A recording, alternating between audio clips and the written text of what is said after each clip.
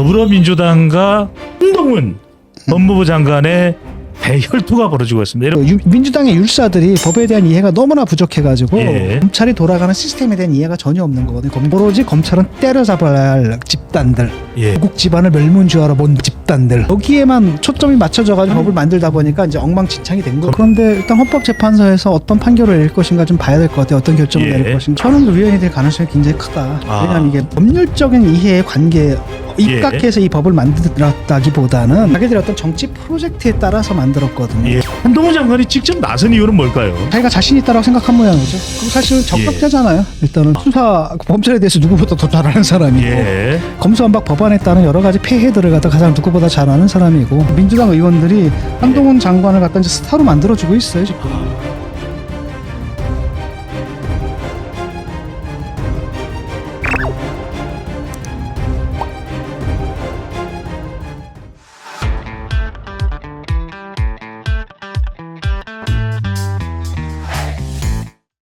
헌법재판소에서는 이 검수완박 법안입니다. 검찰 수사권, 기소권 완전 분리에 대해서 더불어민주당과 한동훈 법무부 장관의 대혈투가 벌어지고 있습니다. 이른바 169대 1의 싸움이다.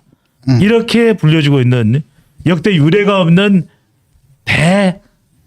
대전쟁입니다. 169명의 국회의원 더불어민주당 전체 대 한동훈 장관의 대결.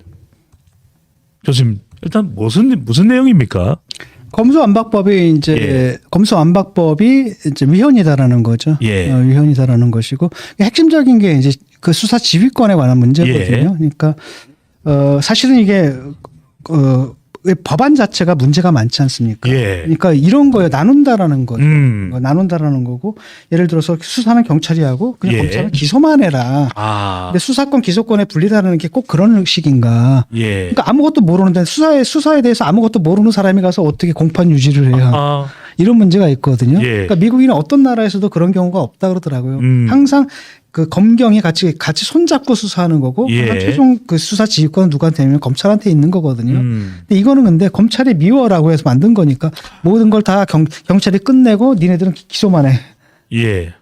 그런 거라는 거예요. 그러니까 이게 문제고요. 또 하나는 이제 그 두 번째 포인트는 이 법안을 통과시킬 때 그 절차적인 하자가 있지 않습니까? 그렇죠. 위장 탈당을 시킨다라든지 회기를 쪼개 무소속 민형배 의원인가요? 회기 쪼개기를 한다라든지 이런 것들이 뭐랄까 절차상의 하자가 여론도 좋지 않았어요. 법안 자체가 무효다. 이런 지방선거 참패 원인이 이 검수완박 법안의 무리한 강행이었다라는 이야기도 있을 거예요. 그게 이제 두 가지 포인트겠죠. 저는 이제 첫 번째 게 문제라고 보거든요. 지금은 그러니까 가장 핵심적인 게 첫 번째 거지 않습니까? 그러니까 그 FBI든지 뭐 이런 사람들이 수사를 한다 하더라도 기본적으로는 검찰하고 와서 같이 협의한 다음에 수사를 하거든요. 그다음에 검찰의 그 방향 지시에 따라서 하는 거란 말이에요. 그런데 그런 것들이 이번에는 이제 완전히 나눠나 가지고 그러니까 내가 이제 뭐랄까 그러니까 그렇잖아요. 아무것도 예컨대 굉장히 복잡한 사건들 있지 않습니까? 성남 FC 사건도 있고 또 무슨 사건도 있고 무슨 사건도 있고 뭐 금융사기 사건, 뭐 그다음 비트코인 사건이라든지 아니면 뭐 론스타 사건이라든지 굉장히 복잡한 문제들이 있는데 이걸 경찰이 수사를 할 수 있을까? 그다음에 또 하나는 수사를 한들 딱 해가지고 기소해 주십시오. 그러면 검찰이 그걸 들고 가서 아무것도 모르는데 이것만 보고 기소장 뭡니까 기소장만 써가지고 공판 유지가 되겠냐라는 거예요. 그러니까 이것은 그러니까 그 민주당의 율사들이 법에 대한 이해가 너무나 부족해가지고 그 다음에 또 하나는 뭐냐면 그러니까 검찰이 돌아가는 시스템에 대한 이해가 전혀 없는 거거든요. 검경의 수사 메커니즘이 어떻게 되는 건지에 대한 이해가 전혀 없는 상태 속에서 오로지 검찰은 때려잡아야 할 집단들. 조국 집안을 멸문지화로 본 집단들. 그러니까 저놈들에게서는 그 칼을 빼앗아야 돼. 여기에만 초점이 맞춰져가지고 법을 만들다 보니까 이제 엉망진창이 된 거죠. 검찰의 권력이 과도하고 비대하다면 그건 견제해야 되지만 더 중요한 것은 국민들을 위해서 민생을 위해서 국가를 위해서 해야 될 수사를 하는 거. 그게 검사의 더 중요한 역할 아닌가요? 그러니까 마약 수사, 뭐 강도 수사 이런 것들이 있지. 마약 수사 뭐 이런 거 있잖아요. 사기, 뭐 보이스 이런 것들의 그 뭐죠? 수사 건수가 줄었다는 거 아니에요? 절대량이 이런 문제가 발생한다라는 거죠. 자, 이 헌법 재판소 권한쟁의 심판에서 더불어민주당은 최근 이 관련해서 어떤 주장을 하고 있습니까? 지난번 1차 심리가 있었고 이번이 이제 2차 심리인데. 뭐 자기들이 옳다는 주장을 하겠죠. 예. 그런데 일단 헌법재판소에서 어떤 판결을 내릴 것인가 좀 봐야 될 것 같아요. 어떤 결정을 예. 내릴 것인가. 저는 위헌이 될 가능성이 굉장히 크다. 왜냐하면 이게 사법 검찰하고 경찰 그다음에 예. 수사 지휘권 이런 것에 대한 그 법률적인 이해의 관계 입각해서 이 법을 만들었다기보다는 자기들의 어떤 정치 프로젝트에 따라서 만들었거든요. 예. 그러다 보니까 여기저기 구멍이 나 있는 거 아니에요. 말도 안 되는 부분이 예. 있기 때문에 이 부분에 대해서 헌법재판소가 적절히 판단을 내릴 예. 거라고 믿어요. 교수님, 보통 이렇게 이 법무부가 요청한 권한쟁의 심판이지만 한동훈 장관이 직접 나선 이유는 뭘까요? 직접 나섰습니다.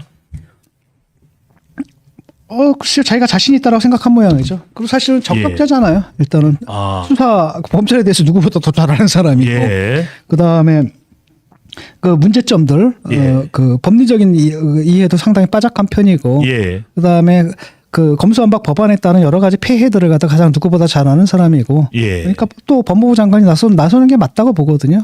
또 누굴 시키겠어요. 예. 대리인을 시키겠어요, 누구를. 그래서 이른바 한동훈 장관 대 더불어민주당 169명의 대결이다라는 이야기가 나오고 있습니다. 예. 이 헌법재판소의 결정에 따라서 한동훈 장관의 차기 대권 입지가 더 견고해진다. 자, 우리 기억나는 것이 지난 3월 이후에 또 윤석열 대통령의 5월 10일 취임 이후에 차기 대선 후보 발표될 때만 하더라도 교수님께서는 좀 아직까지는 이러다라는 말씀을 주시면 최근 이 여론이 심상치가 않습니다. 자, 더불어민주당의 한 의원은 대정부 질문에서 한동훈 장관에게 여론조사 넣지 말라고 해야 된다. 그렇게 요청해라. 이건 어떻게 보십니까? 하여튼 정답을 말했다는 그렇게 하는 것 자체가 호들갑 떠는 거다. 예. 신경 안 쓴다는 얘기거든요. 그러니까 적절한 대답이었다고 보고요. 네. 그러니까 지금 라인이 두 개가 있거든요. 하나는 지금 헌법재판소에서 이 검수완박법을 둘러싼 싸움이 있는 거고 지금 국회에서는 뭐냐 그 론스타 문제 갖고 또 싸우는 게 있거든요. 그러니까요. 근데 이렇게 해가지고 사실 민주당 의원들이 한동훈 장관을 갖다 이제 스타로 만들어주고 있어요 지금. 어느 쪽이든 간에 자기들이 사실 떳떳하지 않은 부분들이거든요. 론스타 사건은 언제 때입니까? 노무현 정권 때 한 거라는 거죠. 노무현 정권 때. 외환을 사고 팔고 이 결정을 최종적으로 누가 했겠어요? 그 지난 5년간은 뭘 한 거죠? 그러니까 그걸 누가 했겠습니까? 대통령의 승인 없이 누가 했겠냐라는 거죠. 그다음에 또 다른 한편으로는 뭐냐면 그거 그때 경제수장이 누굽니까? 예. 김진표 민주당 의원이고 또 하나가 뭡니까? 지금 경기도지사 하고 있는 김동연. 이런 분들이거든요. 그러니까 이 사람들은 뭐라고 얘기하냐면 그때 이제 한덕수 총리가 김앤장 김앤장 고문인가 그거 했잖아요. 근데 그게 이제 론스타 사건을 이제 그쪽에서 맡았기 때문에 뭐 연관이 있지 않느냐라고 하는데 사실은 론스타 사기 사건하고 법리적으로 아무 문제가 없는 거고 아무 상관이 없는 거잖아요. 그다음에 또 누구예요? 그 추경호? 이분은 그 당시에 어떤 국장이었거든요. 국장이 뭔 책임을 집니까? 그러니까 그 당시에 그다음에 이 두 사람 다 그 당시 그때 그 장관 그 정권 사람들이란 말이에요. 라고 한다면은 이게 공격이 되겠냐라는 거예요. 공격이 안 된다라는 거죠. 결국은 무리수인지를 알면서도 한동훈 장관 공격이라고 봐야 되겠네요. 그렇죠. 한동훈 장관을 공격하는 게 아니라 이제 그걸 빌미해서 현 정권을 공격하려고 하는 거죠. 이게 정치적 의도가 있는 거거든요. 그러니까 론스타 사건은 그렇게 풀면 안 됩니다. 이거 먹튀한 사건이 아니에요. 나쁜 놈들 아닙니까? 나쁜 놈들이고 또 하나는 뭐냐면은 이게 이제 항소를 한다 그랬잖아요. 이건 또 시비를 걸잖아요. 항소를 한다라고 시비를 거는데 이거는 좀 국민적인 좀 논의가 좀 필요한 부분이 있다고 봐요.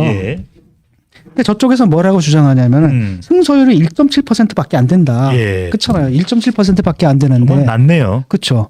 근데 거기 이게 계속 끌면 또 이자 뭐 150억. 그다음에 또 뭡니까 변호사 비용 또 들고. 이렇게 되면 몇백억이 더 들어가는데 이거 1.7%의 가능성을 갖고 이걸 하겠느냐.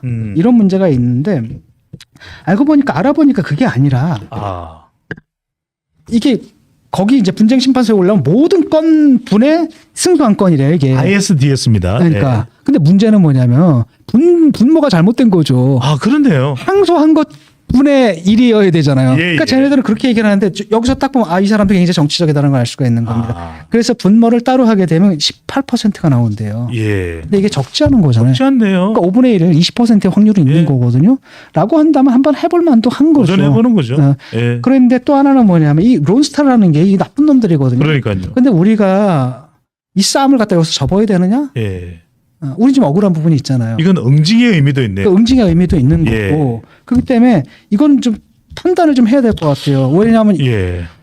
좀 더 돈이 좀 더 든다 하더라도 우리가 깨끗하게 한번 싸워보는 게 낫냐 안 낫냐. 예. 이건 공적인 판단이 필요한 건데 지금 이거 가지고 시비 걸 때가 아니거든요. 음. 어느 게 올바른 방식이냐를 놓고 얘기를 해야 되는 예. 거죠. 그래서 장관이 자기 나름대로는 이제 판단한 거예요. 아, 이거 잘함승 살 수도 있겠다. 뭐 예. 장담을 할 수 없겠죠. 한 20%밖에 안 되니까.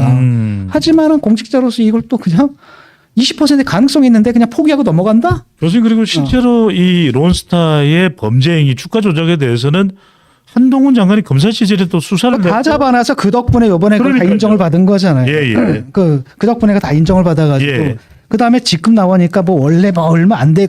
6조거든요. 6조를 예. 대충 2,500원 막았잖아요. 예. 근데 내 기억에는 그때 당시에 사람들이 뭐냐면 이게 뭐 6조까지는 아니다 하더라도 최소한 1조, 2조는 물어야 된다라고 천문학적인 액수다라고 예상을 되는 했던 것을. 건데 네. 2조 5천억에 막은 거죠. 물론 이제 이게 한동훈 장관 왜 덕이라고 보진 않아요. 왜냐하면 예. 법무부 사람들이 굉장히 오래전부터 준비를 해왔던 것에 덕이긴 하지만 예. 법무부 그 사람들 잘 계산한 이자까지 거잖아요. 하면 3천억 정도. 예. 라고 한다면 법무부 그분들의 그 의사를 한번 따라 볼 필요도 있는 것 같아요. 주무장관이 이렇게 판단했다고 한다면 예. 그래서 차라리 그냥 계속 공격하기보다는 깔끔하게 나와가지고 예를 들어가지고 정말로 그 뭡니까 이 론스타 여기서 항소하는데 반대하는 분들이 있다라고 하면 예. 정식으로 얘기를 해요. 이거는 우리가 이길 수가 없습니다. 이길 수가 없습니다. 예, 예. 라고 해가지고 뭐랄까 반대한다고 명확하게 얘기한다든지 항소하지 말라고 명확하게 얘기한다든지 예, 예. 또 거기까지는 또 얘기 못 하거든요. 그것도 아니에요. 그렇게 한다더니 그래서 이거는 합의가 필요한 거예요. 예. 이거 정말로 그래 손해를 볼 수 있다. 그다음에 사실 질 확률이 더 크다. 예. 그럼에도 불구하고 이걸 해야 되느냐 말아야 되느냐는 또 다른 정책적 판단인 거잖아요. 예. 그다음에 만약에 이제 한동훈 장관 같은 경우에도 이걸 해가지고 만약에 진다라고 한다면 그 타격은 자기한테 오겠잖아요. 예. 그런데도 하겠다라고 한다는 건 뭐예요? 이 사람이 사육 때문에 하는 건 아니잖아요.